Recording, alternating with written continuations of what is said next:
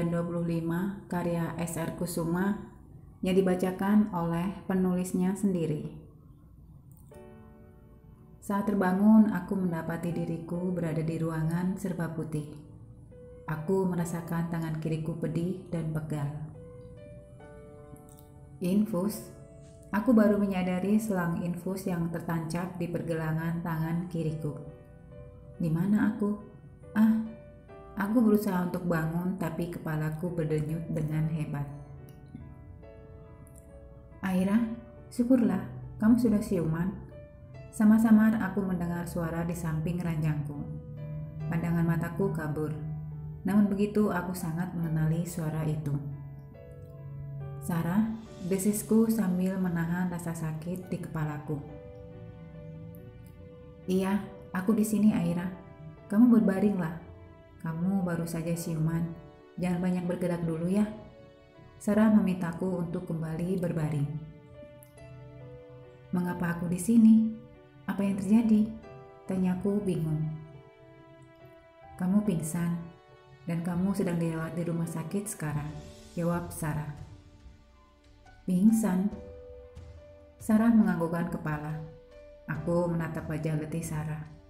Namun begitu dia mencoba menyembunyikannya dengan selalu tersenyum kepadaku. Ya Tuhan, aku benar-benar merasa malu kepada diriku sendiri. Aku hanya menjadi beban Sarah yang kini tengah mengandung. Sarah tidak seharusnya berada di sini, menjagaku sepanjang hari, melainkan bersama suaminya, menikmati hari-hari bersama layaknya pasangan suami istri pada umumnya. Oh iya, aku ingat sekarang. Di mana mereka? Mereka tidak di sini kan, Sarah? Aku tidak ingin melihat mereka. Tiba-tiba aku teringat Raka dan Dama. Kedua pria yang telah berhasil menghancurkan hatiku hingga berkeping-keping. Aira, tenang. Raka dan Dama tidak ada di sini. Jadi kamu tenang ya. Aku tidak ingin mereka ada di sini, Sarah. Aku tidak bisa. Bahkan mendengar suara mereka pun aku tidak mau. Seketika aku hilang kendali mengingat perbuatan Raka dan Dama kepadaku. Sekuat tenaga Sarah berusaha membuatku kembali tenang. Aira, tenang. Tidak ada orang lain di sini selain aku, kata Sarah berusaha meyakinkanku. Mengapa mereka melakukan semua ini kepadaku? Apa salahku? Aku mulai berteriak seakan ingin meluahkan kemarahan dan kekecewaanku yang mendalam. Aku bahkan tidak pernah berpikir mereka akan melakukan sesuatu yang memalukan seperti ini, Sarah. Susah payah aku berusaha mengendalikan perasaan yang berkecamuk. Hatiku terasa teriris, mengingat kejadian yang membuat hidupku seketika hancur. Aku tidak akan bisa melupakan kejadian ini. Kamu tahu rasanya sangat sakit. Bahkan sekedar mengingatnya saja membuat aku hampir tidak bisa bernafas. Air mataku jatuh belinang, tidak dapat aku tahan lagi. Aira, tenang. Kamu harus tenang. Ingat kesehatanmu lebih penting. Sarah menggenggam tanganku erat. Dengar, aku tahu yang kamu rasakan saat ini. Kamu boleh menangis sepuas yang kamu mampu. Tapi kamu juga harus ingat, Tuhan tidak akan memberi ujian melebihi kemampuan umatnya. Dan aku tahu kamu akan mampu melewatinya. Raka dan Dama, mereka melakukan sesuatu yang buruk kepadamu. Dan mereka harus bertanggung jawab atas semua ini. Tapi bagaimanapun juga segala sesuatunya harus diselesaikan dengan baik. Dan kamu butuh tenaga yang kuat untuk menghadapinya. Jadi kamu harus sehat, Aira. Kamu harus sembuh. Dan semua akan baik-baik saja. Percayalah kepadaku. Aku hanya diam, namun begitu air mataku tak berhenti menetes.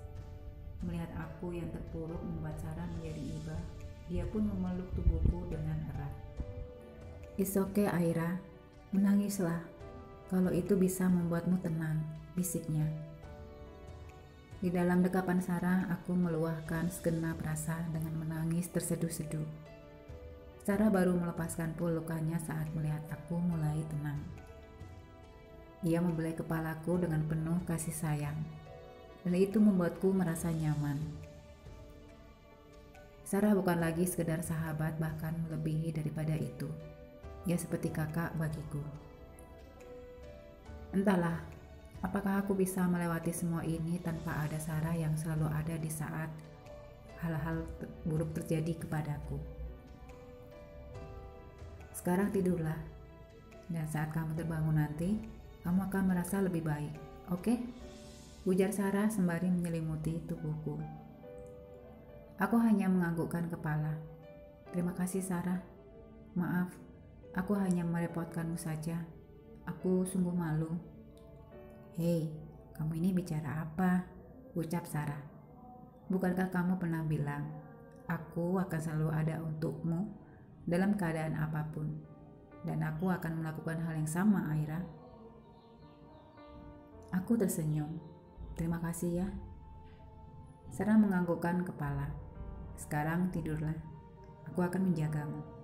Ucap Sarah sembari menggenggam tanganku. Aku mengangguk dan kemudian berusaha memejamkan mata. Sejenak melupakan kejadian yang telah merubah diriku dan juga hidupku. Setelah dirawat selama 3 hari, akhirnya aku diperbolehkan pulang. Dan selama aku berada di rumah sakit, belum pernah sekalipun baik Raka maupun Dama menampakkan batang hidungnya. Bukan mereka tidak ingin melihat keadaanku, akan tetapi aku yang tidak menginginkan mereka berada di rumah sakit. Sekeras apapun keinginan mereka untuk menjengukku, akan tetapi aku tetap kepada pendirianku. Aku hanya akan bertemu dengan mereka setelah aku merasa siap. Itu mengapa aku melarang mereka untuk datang menjengukku. Terdengar kejam, tapi aku tidak mempunyai pilihan. Karena melihat mereka berdua sama saja akan menambah luka di hati. Dan untuk menghindari hal-hal yang tidak diinginkan, aku memutuskan untuk pulang ke rumah Sarah dan tinggal di sana untuk sementara waktu.